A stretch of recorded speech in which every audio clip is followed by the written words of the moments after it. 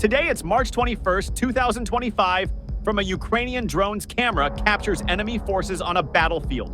Its screen flashing with targeting data, Ukrainian troops greeted them with an FPV drone, as if to say, "Good evening, enemies. Welcome to Ukraine." This moment isn't just a strike, it's a symbol of Ukraine's fight against Russia's invasion, now in its fourth year. In this video, we'll explore how drones are transforming the war, their strategic impact, and what it means for the future.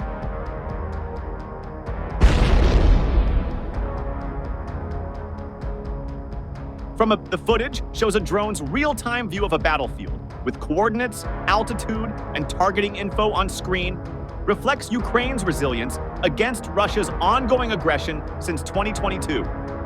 How this imagery resonates worldwide as a symbol of resistance.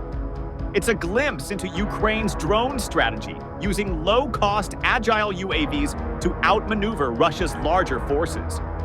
Ukraine's edge in this asymmetric conflict, driven by innovation and necessity, while drones have become the backbone of Ukraine's defense in the Russia-Ukraine war, giving it a critical edge.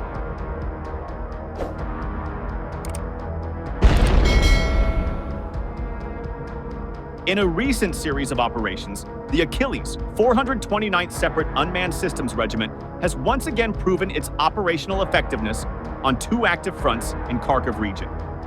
Utilizing advanced FPV systems, the regiment's crew executed a series of precise strikes against enemy targets, significantly impacting the adversary's capabilities in the area.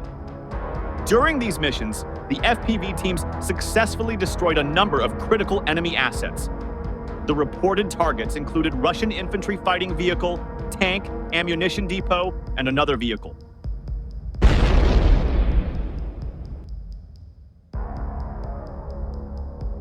Additionally, the operations resulted in effective hits on the gun and tracked mine-laying vehicle. The strategic use of unmanned systems has enabled the regiment to engage and neutralize high-value targets with precision, reducing the enemy's firepower and logistical support in the region. This continued success highlights the growing importance of modern technology in combat scenarios and underscores the regiment's role in ensuring regional security.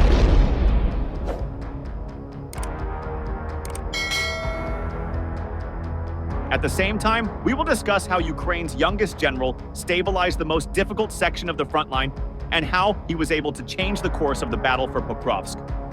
General Mikhailo Draati's appointment in Donetsk's Pokrovsk sector proves pivotal, as logistics-focused strikes, reinforced brigades, and fortified positions decimate Russian forces. Here, nearly 1 year ago, the situation in the Pokrovsk direction took a dramatic turn, which resulted in Ukrainian forces facing months of relentless pressure after Russian breakthroughs.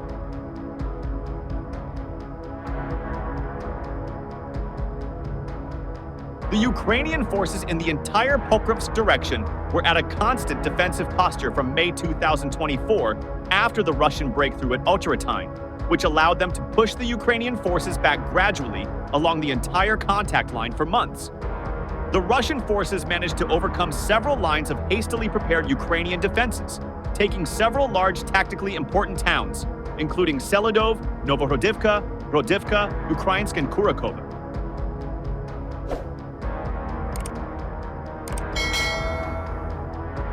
After their most significant gains in over 2 years, Russian forces closed in on Pokrovsk, the key objective of their offensive, putting Ukrainian defenders in a critical position. Recognizing the urgency, the Ukrainian High Command appointed General Mikhailo Draati to take command of the Khortytsia group of forces, tasked with stabilizing the front and shifting momentum in Ukraine's favor. Draati has a long military career full of combat experience. From the very start of the first hostilities between the Ukrainian and pro-Russian separatists dating back to 2014.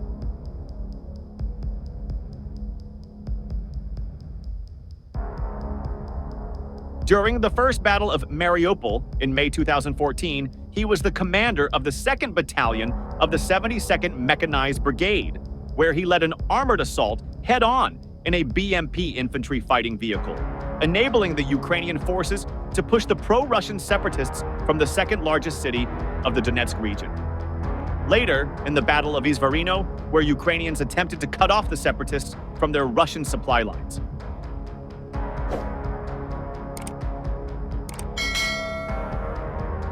Meanwhile, Draati reacted to the forming cauldron around Ukrainian forces timely enough that he was able to lead his men to break out successfully without leaving behind any equipment, both bringing Draati major recognition in the Ukrainian army. By the start of the full-scale invasion, Draati had risen quickly through the ranks, becoming a colonel by 2019 and a brigadier general by the end of 2021, making him the youngest general in the Ukrainian army.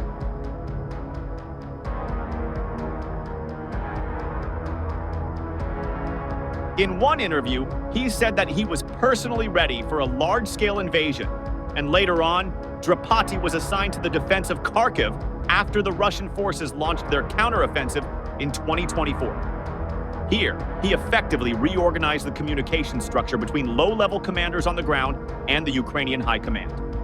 These changes resulted in more accurate reporting on Russian forces' concentrations, movements, and routes of attack, and much improved battle cohesion.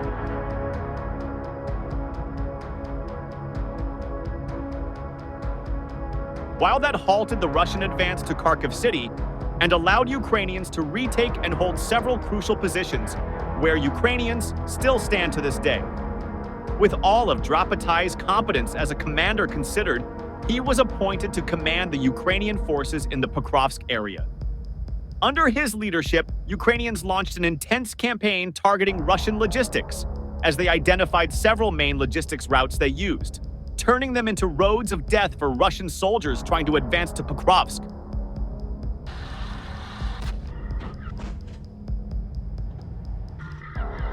This exponentially slowed down their deployment and inflicted heavy losses, as their combat capabilities deteriorated to the point where they were only able to send in small infantry groups at a time, which became smaller as Ukrainian logistic strikes continued. In the meantime, Draati deployed reserves to defend the directions on which the Russians focused most of their assaults.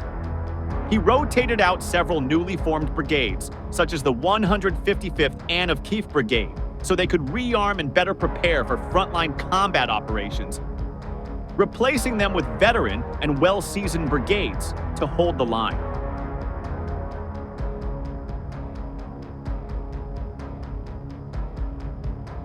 He also continued enhancing the ring of fortifications around Pokrovsk, which Russians have been unable to break through to date. As a result, Russian progress at Pokrovsk completely stalled. The rotated brigades, such as the Anne of Kiev, were now effectively able to destroy Russian advances, and Ukrainians became more confident in their ability to defend this ever so important sector of the front line. Overall, the appointment of Mikhailo Draati as the commander of Ukrainian forces near Pokrovsk allowed Ukrainians to stabilize their defense of the area.